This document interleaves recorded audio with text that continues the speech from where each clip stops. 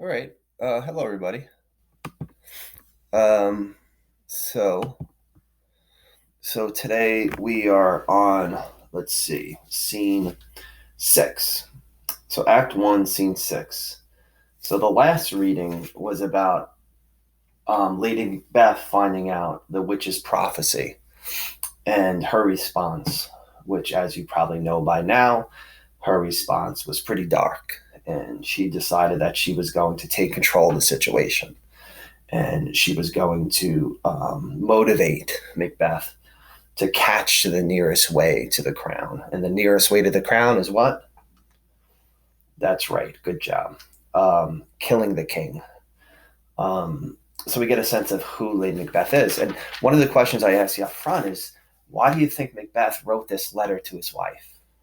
Now, I would assume he knew her character, and he knew that she too had a lot of ambition, and she too could be pretty vicious. So he sent her this letter before Duncan arrived. So my question is, do you think he did it on purpose? Do you think he knew that he was going to need her to push him to kill, and therefore she's using him as her weapon to kill the king and thus gain power? But is Macbeth also using her? Did he send her that letter knowing that it would sort of spark her rage and light a fire that would then help him do the killing? So we're trying to uncover here, like, who's responsible? Like, who's responsible here? Is it the witches? Is it Macbeth? Is it Lady Macbeth? Is it the society itself?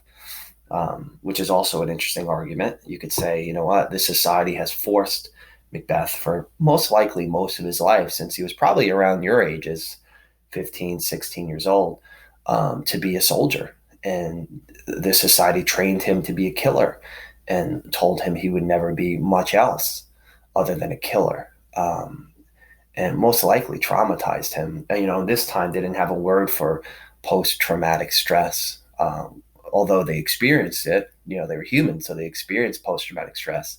They just didn't know what it was.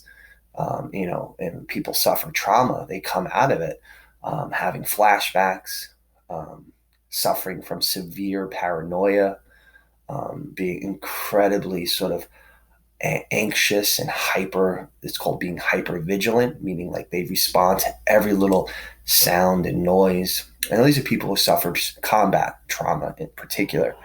Um, so they have all these characteristics that you'll see. Macbeth actually has them all.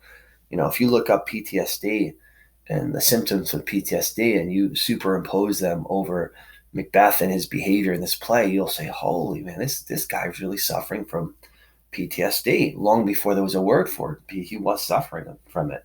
And long before, Shakespeare didn't know what PTSD was. He just described probably some of the symptoms that he probably saw as somebody who was, in the world of London, and he saw soldiers coming back from wars. And he probably just described some of the things he saw and wrote them into Macbeth's character. So who's responsible here? Is it the society that seemingly traumatized Macbeth? Is it the witches that planted this seed of ambition in Macbeth that then grew into this desire to become king? Is it Lady Macbeth who says she's going to sort of take control and help Macbeth kill? Is it Macbeth himself who wanted to hear what the witches said and said, "Speak, I charge thee," and then wrote a letter to his wife? He didn't have to tell her, revealing the news to her and possibly knowing that she was going to get really vicious. So is it Duncan himself, the king? Maybe he brought it on himself. So we'll be piecing this together as we go through. And you really want to try to take on as many perspectives as possible, because in the end, you're not going to know what side you're arguing. So you're not going to know if you're a prosecutor who is trying to prosecute Macbeth and charging him with first degree murder, which is murder with intention and planning. Or you might be the defense attorney who's saying, you know what, yeah, Macbeth killed, but it's not first degree. There were mitigating circumstances. There were things that influenced him and pushed him to kill. So he can't be solely responsible. You might say it's more like a manslaughter charge, and I'll explain all those charges later. So you really won't know what you're arguing. So you want to gather as much information as possible. All right, so let's go into the next scene. This is scene 6. Macbeth, excuse me, and Lady Macbeth are in their castle, and in scene 6, Duncan arrives, and Duncan arrives with some servants. They're carrying torches, and Malcolm and Dunalbain, his two sons, Malcolm the older, Dunalbain the younger, Banquo, his worthy captain and soldier, the comrade to Macbeth. You have Lennox, who's a nobleman. We have a new nobleman that's in the crowd now, called Macduff. And Macduff plays an important role later. He's also a nobleman. We have Ross and Angus, these other noblemen. And of course, tagging along with them all are the attendants. So there we go. We got the hierarchy again, this hierarchy of power that people are trying to move up, in particular Macbeth, built into just a description of who is arriving. So they're entering Macbeth's castle. You'll see they're passing through, how do I describe it? Almost like this, picture a castle and picture those like brick and stone tunnels that the horses move through and to enter inside the castle. So this posse, pretty much, of the king, he runs deep. His crowd runs deep. He's got a real posse with him. They're kind of moving into the castle together and moving under the archway. And you'll see right away, Banquo and the king, they start talking about how beautiful the castle is. They notice that there are birds nesting in the stones and things like that, which is all very ironic. And it's ironic because they're talking about the beauty of this place. And Duncan is appreciating the beauty of this place. And he doesn't know the place is a murder trap. He's walking into a trap. He's about to get caught and killed in the place that he's saying is so peaceful and beautiful. So let's read some of this irony here. Okay.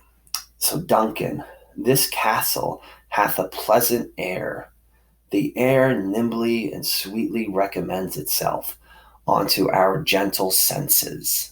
So right away, oh man, this is a nice place to be. This guest of summer, the temple, this is Banquo, and Banquo's talking about a bird. It's a marlet, which is like a bird of peace. So Banquo says, this guest of summer, the marlet, the temple haunting marlet, does approve by his loved masonry that the heaven's breath smells wooingly here. So the marlet is nesting in the masonry, in the stones. No jutty frieze buttress, nor coigns of vantage, but this bird hath made his pendant bed. And the pendant bed is, I don't know if any of you know much about jewelry, but a pendant is actually a piece of jewelry that hangs below a necklace. So it kind of hangs. And again, this is Shakespeare at his best. Shakespeare, he's very descriptive. So the marlet, the bird, the marlet, the way it makes its nest is kind of cool. It goes up underneath a stone, and its nest actually hangs like a teardrop off the stone, and it goes inside this hanging nest that looks like a pendant. If you look up a pendant, a piece of jewelry, you'll see that's what a marlet nest actually looks at. So it's a really nice analogy that Shakespeare is making. He's calling the marlet's nest a pendant bed. And it's everywhere. So every vantage point, every little nook and cranny of this castle, there's a marlet nesting with its beautiful song, bringing peace to this murder trap they don't know about. So the marlet has made his pendant bed and procreant cradle, where they most breed and haunt. I have observed the air is delicate. So they're like, wherever the marlet is, the air is really delicate and just beautiful. They bring peace to a place. Yeah, right. They don't know. So then in comes the other sort of marlet, Lady Macbeth. Lady Macbeth is going to give the air of peace. She's going to pretend the false face, doth hide with a false heart, doth know. You'll hear that quote later. She's going to put on that false face. She told Macbeth to do the same. She said, be like the flower, but be the serpent underneath it. So put on a face of an innocent flower, but underneath that flower on the inside be vicious. So that's Lady Macbeth will do that. Okay. So enter Lady Macbeth. See, our honored hostess, says Duncan. The love that follows us sometimes is our trouble, which still we thank as love. Herein I teach you how you shall bid God yield us for your pains and thank us for your trouble. Again, Duncan's just kissing up. This is what he does. He praises everybody. And Lady Beth she's gonna buy right into it. She's gonna praise him right back. All our service in every point twice done, and then double done. We're poor and single business to contend against those honors deep and broad, wherewith your majesty loads our home. So again, she's saying the same thing Beth said. There's nothing we can do that would compare to what you've given us. You're right. For those of old and the late dignities heaped upon to them, we rest our eremites. Now, eremite's a word that I don't know. I'm going to put it on you guys to find that one out. What does eremite mean? What is she saying there? You guys work on that sentence for me. I don't know what she's saying there.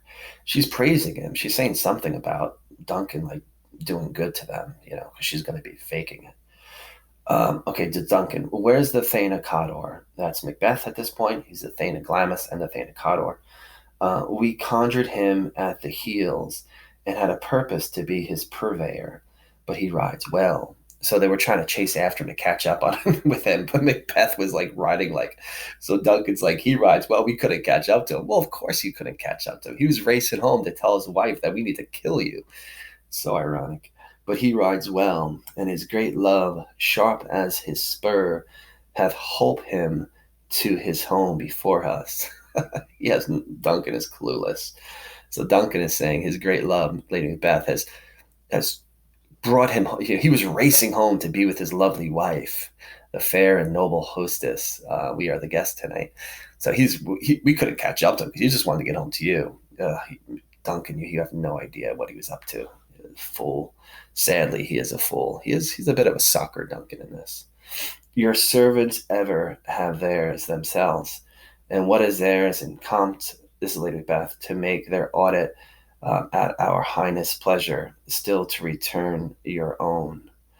Again, she's just sort of praising him. You can unpack that if you want. You don't have to, though. I'm not saying you have to. Give me your hand. Conduct me to mine host. We love him highly and shall continue our graces towards him. By your leave, hostess. Okay. So Duncan wants to see Macbeth, and that's it. That was a quick scene, wasn't it? That was really fast, pretty painless. I guess the question here, what's something we can explore here? We have that dramatic irony built into the scene. Basically, we, the audience, we know something that Duncan doesn't. One of the characters, that's dramatic irony. We know that Lady Macbeth is actually planning to kill him. Duncan doesn't see that. The whole scene is built into that dramatic irony. What should we do here?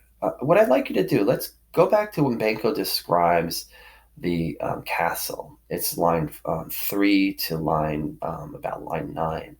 And like I described the birds and things like that. I want you to do a sketch of Duncan and his crew walking into the castle and looking up at the birds flying and how they're nesting and such. And use my description and draw a sketch of their entrance into the castle. It's a stone castle. Your sketch doesn't have to be perfect, but I want you to try to capture, if you can, the irony of this moment. So in your sketch, if you could capture both the perspective of Banquo and Duncan of this place being a beautiful place of peace, but also the darker truth, the hidden truth that this place is actually a murder trap. So see if you can do a sketch that kind of incorporates both of those sides, that yin and yang.